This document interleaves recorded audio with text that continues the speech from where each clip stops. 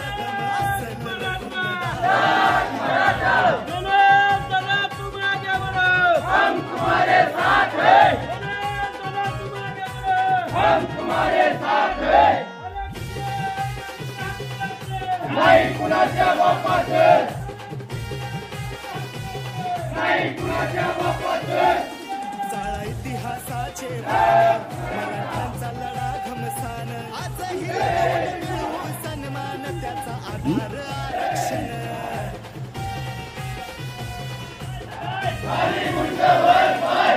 इतिहासाचे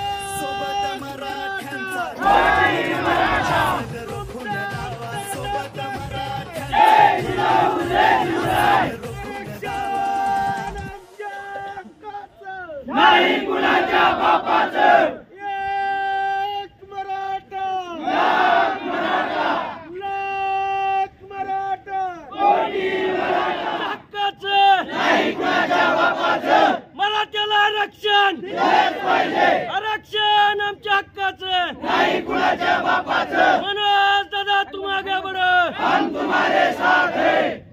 सर्वप्रथम कामसवाडीचे ग्रामदैवत आई जगदंबेच्या चरणी नतमस्तक होऊन राष्ट्रमाता जिजाऊ छत्रपती शिवराय ज्याच्या तळपत्या पराक्रमाने 10 दिशा उजळून गेल्या असे धर्मवीर छत्रपती संभाजी महाराज शाहू फुले आंबेडकर राष्ट्रसंत भगवान बाबा या सर्व महामानवाच्या चरणी नतमस्तक होऊन मराठा समाजाला आरक्षण मिळावं म्हणून कित्येक युवकांनी आपल्या प्राणाची आहुती दिलेली आहे। मराठा समाजाला ओबीसीतून आरक्षण मिळावं म्हणून आज आपल्या खामसवाडी गावामध्ये सर्व जाती धर्मातील सर्व युवकांनी सर्व नागरिकांनी या मोर्चामध्ये सहभाग नोंदवून खामसवाडी ही शांततेत बंद ठेवून जे सहकार्य केलेलं आहे त्यांचा मी सकल मराठा समाजाच्या वतीने शतशः आभार व्यक्त करतो आणि मराठा समाजाला ओबीसीतून 50% आत आरक्षण मिळावं म्हणून आपल्या सर्वांचे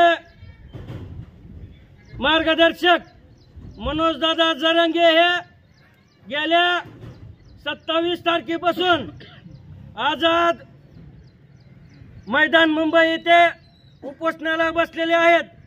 त्यांना मोठ्या प्रमाणात सर्व समाजातून सपोर्ट भेटत आहे। त्याच्याबद्दल पण सर्व समाजाचे सच्चे आभार व्यक्त करतो आणि मी माझे 2 संपवतो। जय जिजाऊ।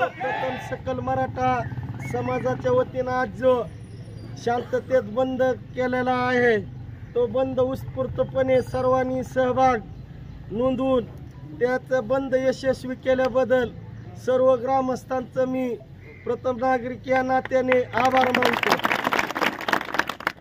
खरं तर छत्रपती शिवाजी महाराजाच्या नंतर आपल्याला मनोजदादा जरांगे यांच्या रूपानं युगपुरुष लाभलेला आहे की ज्या माणसाच्या मागे आज छत्रपती शिवाजी महाराजाच्या नंतर जर कुणी जे एक असं मावळे जमा करायचं काम केलं असेल तर ते मनोजदादा जरांगे यांनी केलेलं आहे। आरक्षणाची ही लढाई आपली ही अंतिम टप्प्यात आलेली आहे।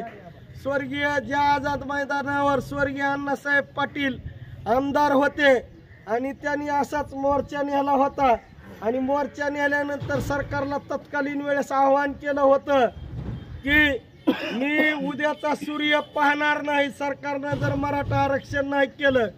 आणि जमावात असं सभेला संबोधित मोर्चाला संबोधित करता करता चालू भाषणात जमावात स्वतःवर गोळी झाडून आत्महत्या केली। आज त्या लढ्याला 1982 ला आज म्हणजे जवळजवळ 40 वर्षाच्या पुढला काळ ह्या आरक्षणाच्या लढाईचा अंतिम टप्प्यावर आलेला आहे। आणि अंतिम टप्प्यावर आरक्षण असताना सुद्धा आमचं ओबीसी बांधवांना सुद्धा एक म्हणणं आहे की आम्हाला तुम्हाला आरक्षण देऊ नका म्हणत नाहीत तर तुमच्या आरक्षण तुम्हाला रद्द करा ना। आता तुम्ही 50 वर्ष भोगलंय आणि आता आम्हाला 50 वर्ष आमची बारी असं म्हणत नाहीत। फक्त तुम्ही जी आरक्षणाच्या गाडीत एसटीत बसला तुम्ही एसटीत बसून जागा धरलेली आहे फक्त आम्हाला उभं राहून का होईना मध्ये आरक्षणाच्या एसटीत प्रवास करू द्या एवढ्यासाठी आरक्षणाची लढाई आहे। आम्हाला कुणाच्याही आरक्षणावर टाच न आणता फक्त आम्हाला पण आरक्षणाचा लाभ घेऊ द्या। आम्ही सुद्धा या देशाचे महाराष्ट्राचे नागरिक आहोत। आमची सुद्धा जी रंजलेले गांजलेले पिचलाय समाज मराठा समाज हा दातृत्व देणारा समाज आहे। आजपर्यंत 18 पगड समाज सांभाळलेला हा मराठा समाज आज अडचणीत आहे आणि या अडचणीतल्या आलेल्या समाजासाठी आज तुम्ही सुद्धा विरोध करणाऱ्यांनी सुद्धा मोठं मन करून आम्हाला सुद्धा स्वागत केलं पाहिजे एवढीच आमची अपेक्षा। आम्हाला आरक्षणाला विरोध करण्यासाठी आणि परत आपल्याला जसं मनोजदादा जरांगे साहेब सांगतील दादा सांगतील आरक्षणाच्या टप्प्यात त्याप्रमाणे खामसवाडीच्या सकल समाजानं आपण मराठा समाजानं त्याप्रमाणे निर्देश देतील त्याप्रमाणे आपल्याला शांततेत त्यांचे जे 8 टप्पे आहेत त्या 8 टप्प्यात आपल्याला आरक्षणाच्या लढाईत ही खारीचा वाटा म्हणून ही लढाईत आपला सहभाग सर्वांनी नोंदवावा। आणि एवढा माझा शब्द बोलून कार्यक्रम संपला असं जाहीर करतो।